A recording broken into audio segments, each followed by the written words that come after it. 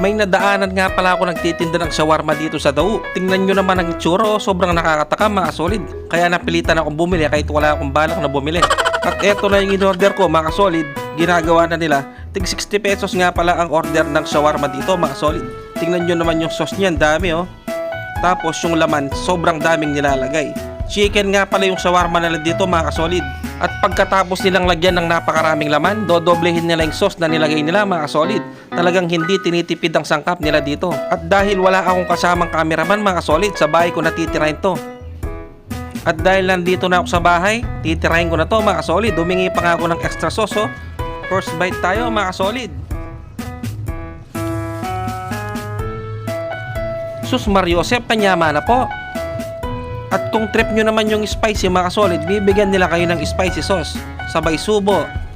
Napakasarap mga solid. Grabe. At try kong pagsabayin yung sauce tapos yung spicy sauce na binigay nila.